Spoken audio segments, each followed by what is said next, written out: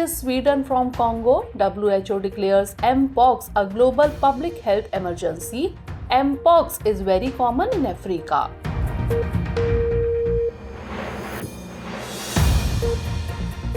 Saint Martin Island was in the news and a point of discussion after the resignation of former Prime Minister Sheikh Hasina. There was rumor of leasing out Saint Martin Island to the USA. The island is located in the Bay of Bengal.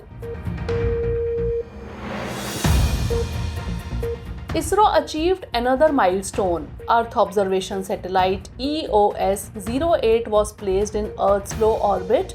Satellite was launched by SSLV D3.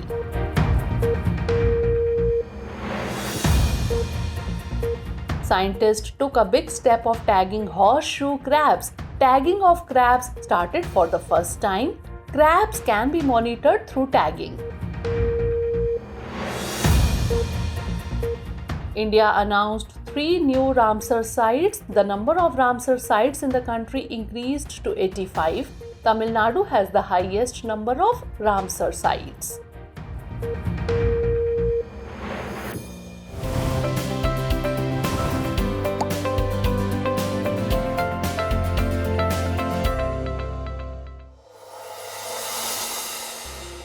Recently, St. Martin's Island was in the news and a point of discussion, specifically after the resignation of former Bangladesh Prime Minister Sheikh Hasina. The reason behind this is the lease of the island to the United States of America. Let us tell you that St. Martin's Island is located in the northeastern region of the Bay of Bengal, which is close to the border of Bangladesh and Myanmar. This island is about 9 kilometers from the southern tip of the Cox's Bazar Take-Naf Peninsula of Bangladesh. It is about 7.3 kilometers long and located at an elevation of about 3.6 meters above the sea level. At the same time, it is the only coral island in Bangladesh which is known for breeding sea turtles. It is noteworthy that St. Martin's Island used to be a part of the Take-Naf Peninsula thousands of years ago. Later, after some part of it sank into the sea, got separated from Bangladesh and became a new island. It was first named Jazeera. Later, it was renamed St. Martin Island after St. Martin, the Deputy Commissioner of Chittagong. Let us inform you that the Take-Naf Peninsula is in the southeastern region of Bangladesh. It is surrounded by Myanmar in the east and the Bay of Bengal on the remaining side. Its location makes it strategically important for Bangladesh. Recently, the first case of a new, more dangerous strain of Mpox has been confirmed in Sweden. This is the first case found outside Africa, where this disease is most common in the Republic of Congo. After spreading to its surrounding countries, the World Health Organization has declared it a global public health emergency. Let us tell you that Mpox is an infectious disease caused by the monkeypox virus. This virus is a species of the orthopox virus genus which was first identified by scientists in monkeys in 1958. It is noteworthy that Mpox is also known as monkeypox. It has 2 different clades, clade 1 and clade 2. Its common symptoms include fever, headache, muscle pain, back pain, weakness and swollen lymph nodes as well as smallpox-like rashes. It especially affects children and people with weak immune systems. Its infection usually lasts for 2 to 3 weeks. It usually spreads to humans through physical contact with infected persons, contaminated substances, and infected animals. Let us inform you that a vaccine is available for severe Mpox infection. However, its infection can be reduced through first aid, where infection can be prevented by taking care of rashes, controlling pain, and reducing complications. Recently, ISRO has successfully launched an Earth observation satellite called EOS-08. It was launched from Satish Dhawan Space Center in Sriharikota on an SSLV D3 rocket. This satellite has been placed in low Earth orbit at an altitude of 475 km with an inclination of 37.4 degrees. Let us tell you that EOS-08 is ISRO's new Earth observation satellite.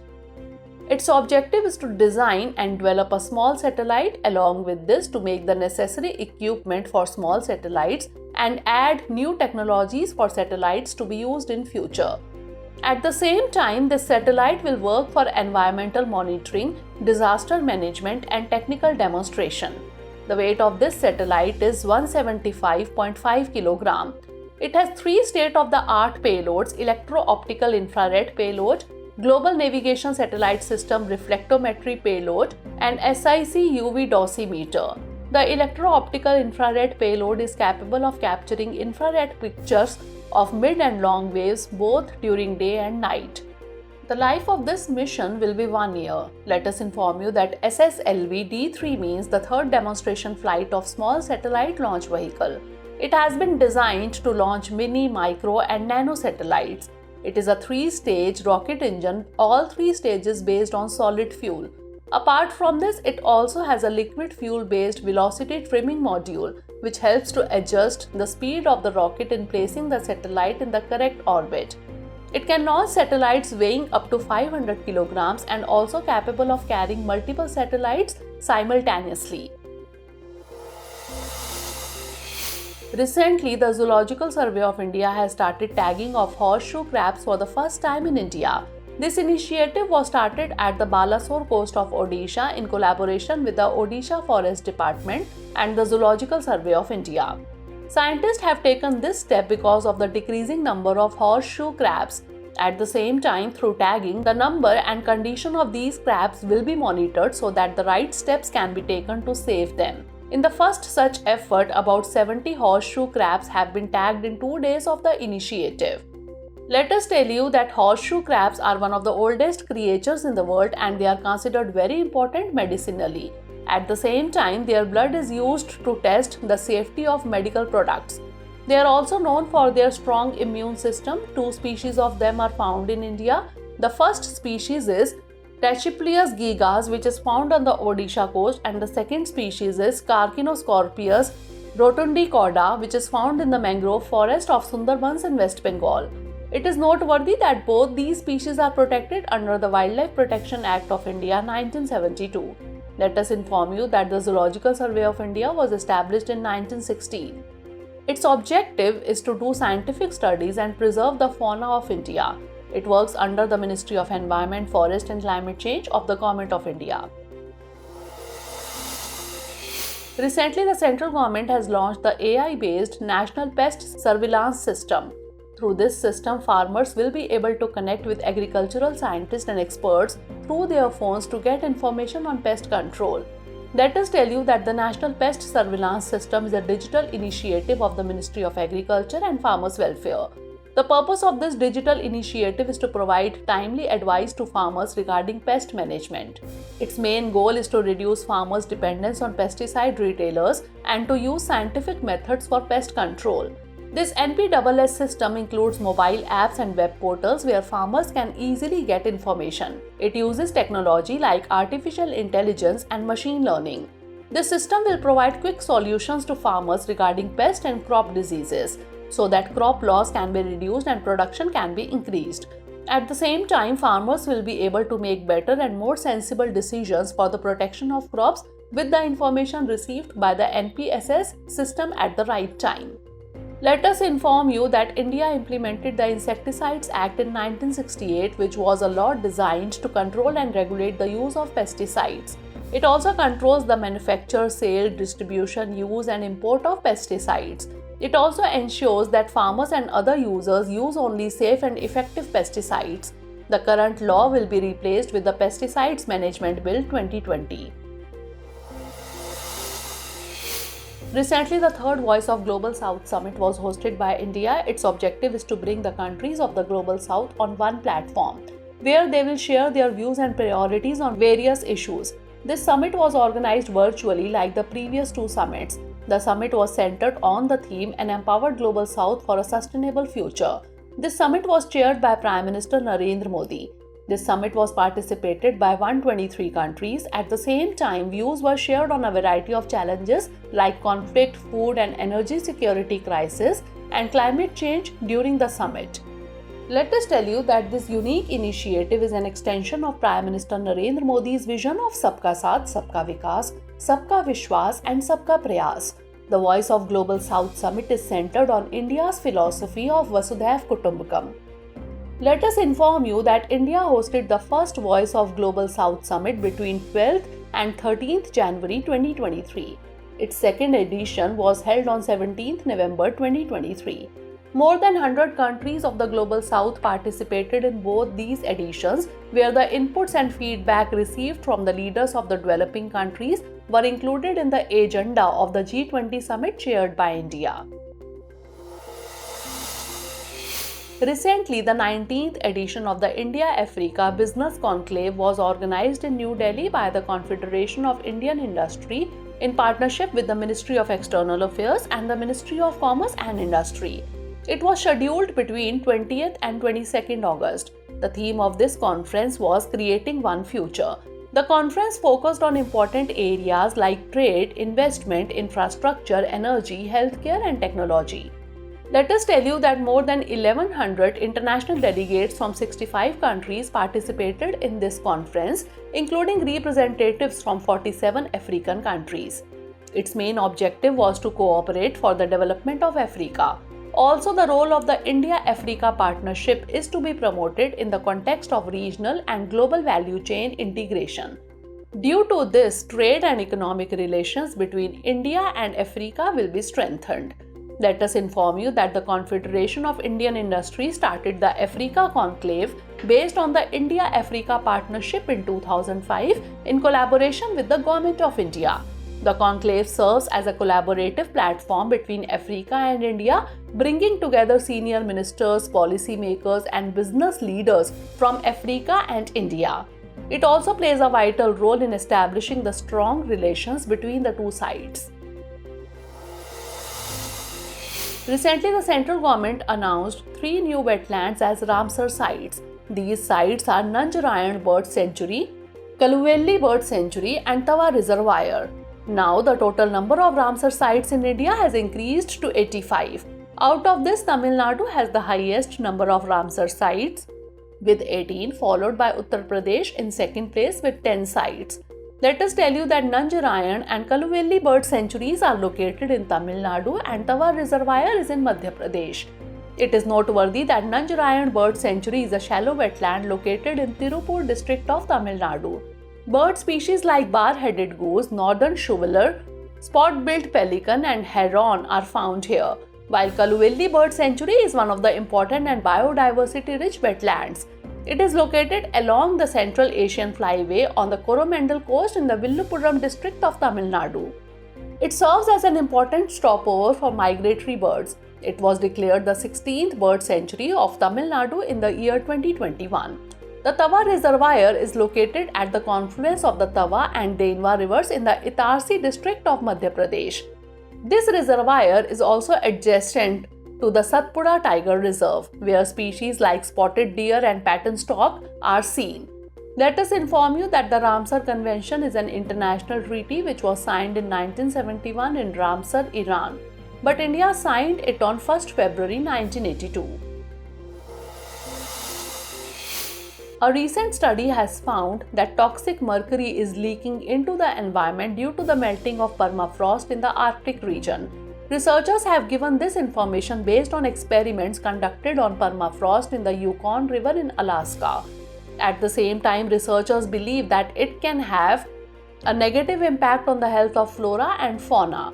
Let us tell you that permafrost is the soil, rock or sediment that remains frozen at 0 degrees Celsius for at least 2 years. It is usually found in polar and high mountain regions. Inside it, organic matter like remains of plants and animals that have been frozen for thousands of years. At the same time, its melting leads to the emission of greenhouse gases like carbon dioxide and methane. Apart from this, permafrost may also contain toxic metals like mercury, which have a negative impact on the environment and human health. Let us inform you that mercury is a natural metal found in air, water, and soil.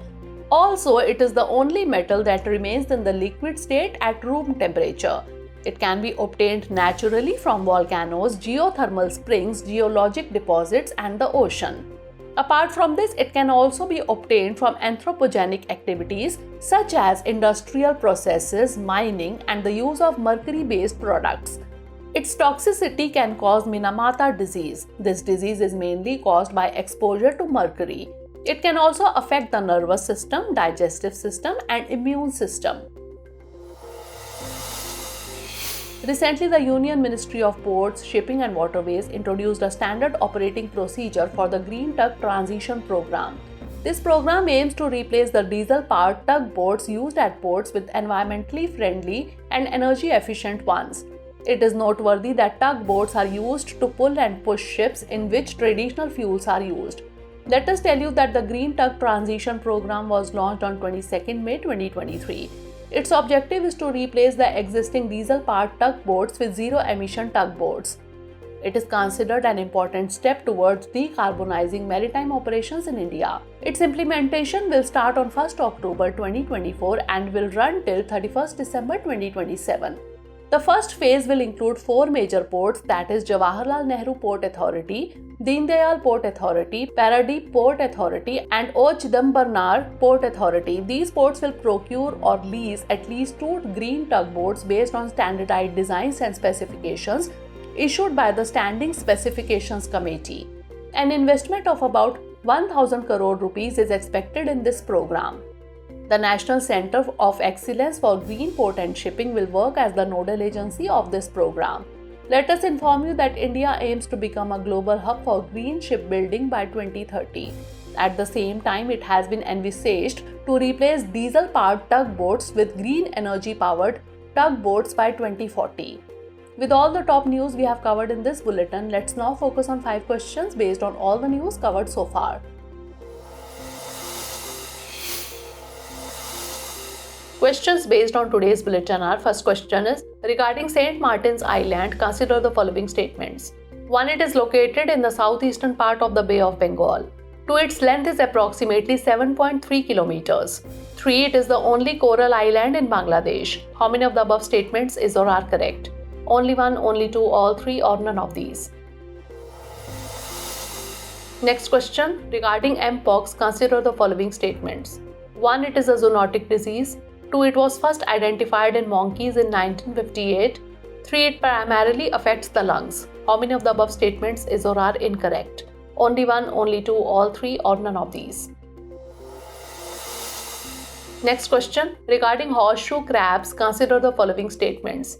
1. They are among the oldest living creatures in the world and are of significant medicinal importance. 2. Their blood is used to test the safety of medical products. 3. They are protected under the Wildlife Protection Act 1972 of India. How many of the above statements is or are correct? Only 1, only 2, all 3, or none of these. Next question regarding Ramsar sites, consider the following statements. 1. It is a wetland. 2. It is designated for international importance under an environmental treaty signed in 1981. 3. Currently there are a total of 85 Ramsar sites in India. How many of the above statements is or are correct? Only 1, only 2, all 3, or none of these. Last question regarding mercury, consider the following statements. 1. It is a natural metal. 2. It is the only metal that is found in a liquid state.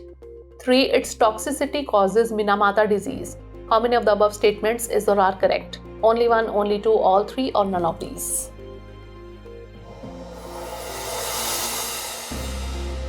Recently, the Indian Air Force completed the first phase of its largest multinational exercise, Exercise Tarang. During this time, the Chief of the Indian Air Force announced that it would be held biennially. Notably, the first phase took place from 6th to 14th August 2024 in Tamil Nadu, with participation from France, Germany, Spain, and the United Kingdom, who brought their equipment. Light combat aircraft, light combat helicopters, light utility helicopters, trainer HTT-40 and the aerobatic helicopter team were tested during the exercise. The second phase of this exercise will be held from 1st to 14th September in Jodhpur, Rajasthan, with participation from Australia, Bangladesh, Greece, Singapore, the United Arab Emirates, the United States, and 18 observer countries.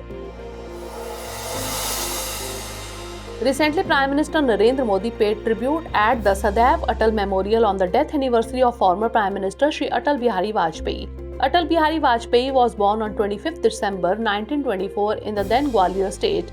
In his memory, 25th December is celebrated as Good Governance Day. He was elected as the Prime Minister of India twice in 1996 and 1999. He began his political career with the Quit India movement in 1942. In 1994, he was honored with the Pandit Govind Ballabh Pant Award for Best Parliamentarian. Additionally, he was awarded the Bharat Ratna, India's highest civilian honor, in 2015. He passed away on 16th August 2018.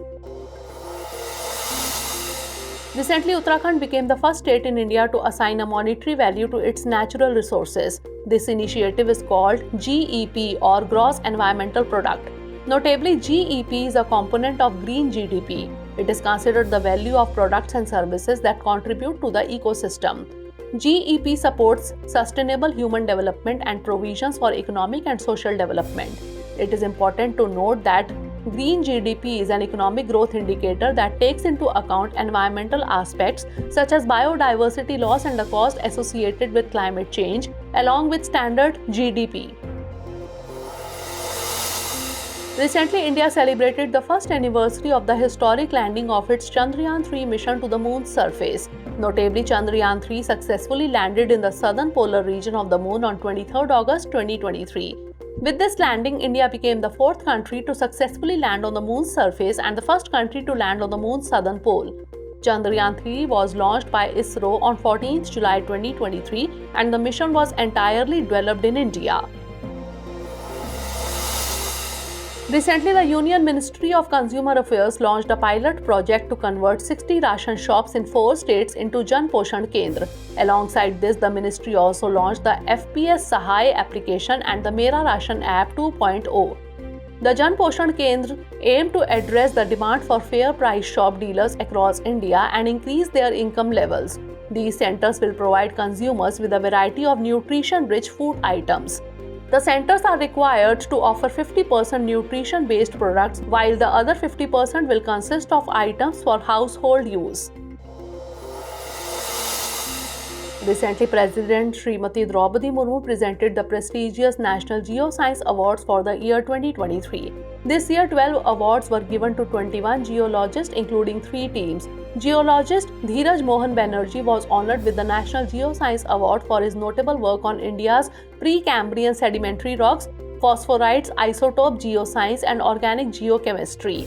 It is worth mentioning that the National Geoscience Award is one of the oldest and most prestigious national awards in the field of geoscience. It was established in 1966 by the Ministry of Mines, Government of India. The award aims to recognize individuals and teams for exceptional achievements and outstanding contributions in mineral exploration and discovery, mining technology, and mineral beneficiation. The Ministry of Mines presents the National Geoscience Award annually in 3 categories. Recently, after a 7.0 magnitude earthquake struck Russia's eastern coast, an eruption was observed at the Shiveluch volcano. The Shiveluch volcano is a large and active volcano located on the Kamchatka Peninsula in Russia. Its summit features a wild caldera formed during a previous eruption. The Kamchatka Peninsula is situated in Russia's far east and extends into the Pacific Ocean, separating the Sea of Okhotsk from the Bering Sea. This region is part of the Pacific Ring of Fire, which is home to both active and dormant volcanoes. Recently, the Prime Minister extended greetings on the occasion of World Sanskrit Day. This day is celebrated every year on 19th August and is dedicated to recognizing the richness and significance of the Sanskrit language. The observance began in 1969 to honor Sanskrit's global role and cultural heritage. Sanskrit is an ancient Indo-Aryan language often referred to as Dev Vani, or the language of the gods. It is considered the mother of many Indian languages and is divided into Vedic Sanskrit and Classical Sanskrit. Sanskrit is one of the 22 official languages listed in the 8th schedule of the Indian Constitution. Additionally, it is recognized as one of India's 6 classical languages alongside Tamil, Telugu, Kannada, Malayalam, and Odia.